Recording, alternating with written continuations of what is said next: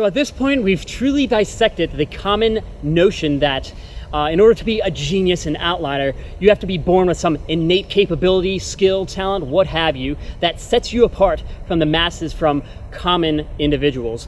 And we've traced success back to certain constituents that make you stand out as an individual, that allow you to get opportunities and actually develop the skills that can constitute you as being an outlier. And this has to do with things such as being born at the right time, or being born with a lot of opportunities and things that can allow you to develop into the enlightened individual that you want to be.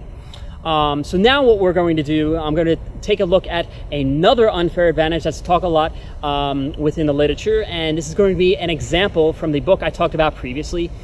This is the book Outliers by Malcolm Gladwell. Again, if you have not heard of it or have not read it, I highly recommend you check this out. It's not only informative, but very addicting and well written, so if you get a chance, check it out. But let's talk about the example here, and this is the example that your culture drives success. And this might be sort of a controversial topic, and I'm not trying to be to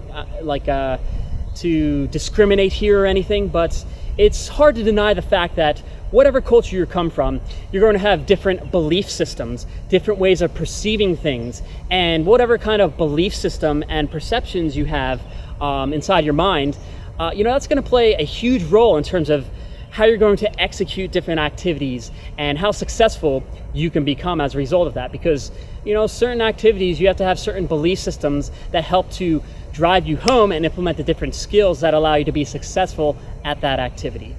So to really look into this, I'm going to use an example that's used in the book Outliers, and this has to do with the question, why are Asians better at math than a lot of other different cultures? And this is a very interesting question, and it could be reduced down to a few things. The first thing I'm going to look at is language. Now, the Chinese, they use a language that is very conducive for learning math and different mathematical operations, and makes it very easy to pick it up very quickly. And as a result of that, Chinese students who are learning math for the first time have an unfair advantage over other languages and cultures, such as those found in the Western civilization, such as in America. So in America, in English, our number system is sort of counterintuitive. So we have different patterns, and then some numbers fall outside of those patterns. For example, if we take a look at maybe 13, 14, 15, 16, and take a look at the numbers closer towards the tens, such as 11, 12, they sort of fall outside of the pattern, and American students tend to struggle a lot with this. You can see it when you start going further along in the number system, and it makes, when you're like, now for us, this is no big deal, right? Because we've already learned it. But when you're learning it for the first time, it makes it much more difficult than if you had this nice system that was sort of intuitive, that made sense, that didn't have these outlying figures in terms of the numbers. So how does this compare to the number system in Chinese languages? Well, in the Chinese language, how they do it is they have something like 110-1, 110-2 for 12, 110-3. Then when you get into the 20s, they have 210-3, 210-4. And as a result of that, you can take the numbers in your language and sort of do arithmetic with the language itself. You don't have to take the language, translate it into numbers or these mental constructs of numbers, do the arithmetic, and then retranslate that back into a language like you do in the American system. For example, when I take maybe 12 plus 13, you can't use that nice language system that you could in the Chinese system, because what I have to do, I have to take 12. So what's 12?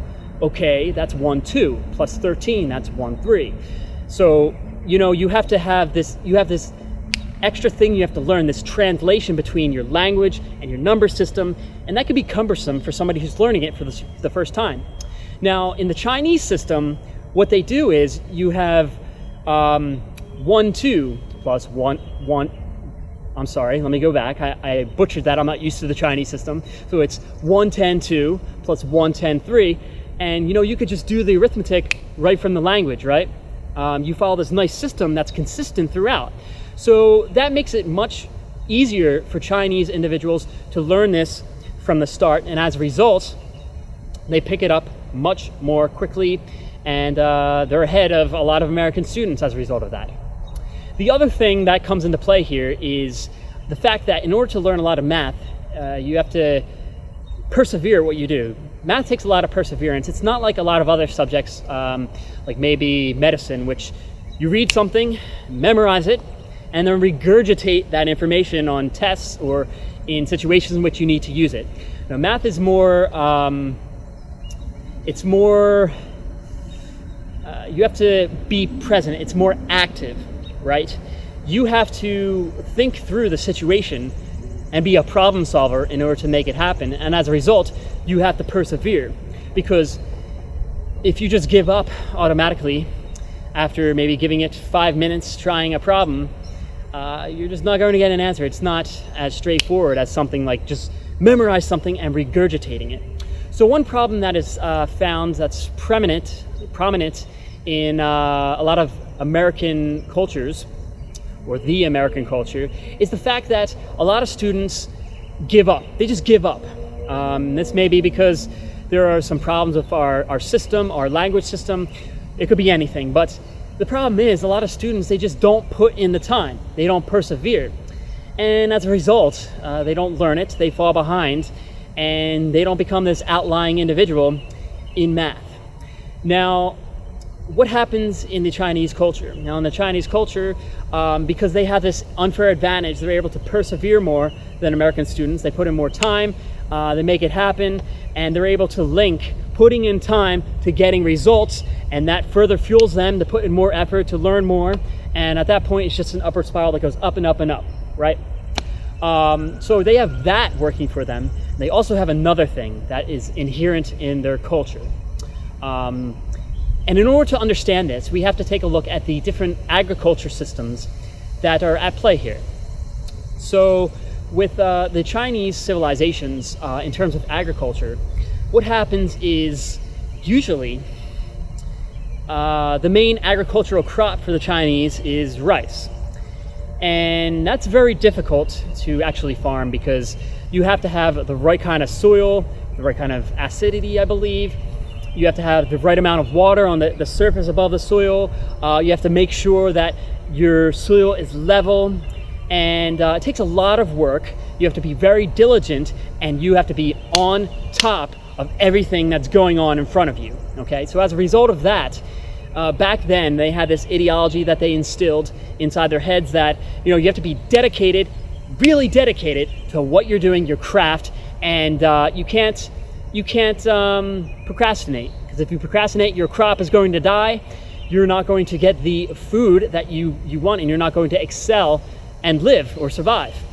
Now, if we compare this to the agricultural system in other countries, such as maybe Russia or America and the European countries, what you find is that they're growing things such as corn, wheat, maybe potatoes and things of this nature. And the really interesting thing is that you plant it, you make sure your soil is fertile, and water it, and then you're done. You don't have to pay as much attention to it as you would have to do with rice plantations, okay? And the other really interesting thing is that with a lot of these plants, you can't plant them in the winter. So as a result of that, what a lot of these civilizations would do is they would work really, really hard during the spring, summer, fall kind of seasons. Then when it's cold, they would go into hibernation. They would do not much. This is documented in a lot of history. It's documented in the book Outliers that I read also. And this instills sort of a mentality of laziness, not as much perseverance, and not as much drive into your mind when you're doing things. Now, if we contrast that with what the Chinese civilizations are doing, they had rice paddies being grown 24/7. Okay, so even during the winter, so spring, summer, fall, winter, 24/7, they had to be on top of this, and it was a crop that was hard to grow. So, they're putting in all this time and effort and dedication, and that just made them, dedicated. They gave them discipline. So to sort of contrast the different disciplines that were instilled in these individuals from their civilizations and their agricultural, endeavors, I'm going to paraphrase some proverbs in the two different civilizations. So in the Chinese culture, there's a proverb that says, if you wake up and put in your work 360 days a year, then you'll find a way to be successful and put food on your family's plates. Something like that. So, that's an attitude that says, you know what, you got to be dedicated, you got to put in your time, you got to invest this stuff, you need to persevere no matter what, and you'll be successful when you do that. They have that kind of ideology instilled within them. Their culture teaches these ideas to their youth. So, that's, it's instantiated inside their heads, instilled within it from a young age. Now, in different cultures, such as the ones growing wheat and corn and things of this nature, we have a different mentality. Now, I'm probably going to butcher this, but if I paraphrase it, there's a Russian proverb that says, if God does not will it, then the soil will not be able to reap any kind of product for you. And, that's like sort of detached. It detaches your sense of what you're willing to put in from what you get out of something. So they say, if the seasons don't work for me, I'm not going to get it. As opposed to what the Chinese are saying, that if I put in my time, effort, and dedication into this thing, and I try to make it work, I will find a way to make it work no matter what. And as a result of that, Chinese students persevere in math subjects, and as a result, they're able to get to solutions. They're able to link the fact that if they put in this time, they can make it happen, and they have more patience. That makes them better math students. So you can see from this example, just by being born into a certain culture, that instills different habits, different ways of approaching things that may be more conducive or not as conducive for doing well in a certain subject. And you might have different languages that work for you, and this works to make you either successful at something or not successful for something. So what have we learned here? So we've dissected the idea that in order to be an outlier, a genius, you have to be born with some innate ability that nobody else has that makes you stand out from the crowd. And we dissected that and figured out that no, that's definitely not the case. These successful people are not born from a different cloth. We're all born from the same cloth, but we may have some unfair advantages that allow us to prop ourselves up and have these opportunities that give us more chances to develop into better individuals and drive things home. So the underlying message here is don't prop anybody up as some savior who was born with this innate ability. No, they had just opportunities, maybe from their culture, from when they were born, from what their parents had, their surroundings, their environment had that offered them, and they took advantage of that, hammered it home, put in the time, the dedication, and made stuff happen. And as a result of that, they become the renowned individuals that you now know. They became the giants that they are.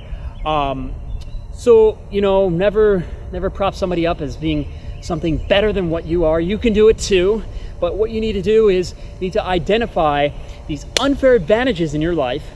You want to fuel them and then integrate them into your experience such that you can get some opportunity that drives you home, gives you as much advantages as possible over your competition, and allows you to excel. If you combine that idea with the principles that I teach you, such as, being on your purpose, buying into your purpose and being grounded into it, and having that and your passions fuel everything you're doing, and aligning your life with that, putting in the time, effort, and dedication, building up your mind and this nice inner framework that always gives more than it takes, then no matter what, you're going to build your life up into something that's grandeur. You're going to become that outlier, and you're going to become something that stands out, and you will have the sustainable success and happiness that you're looking for.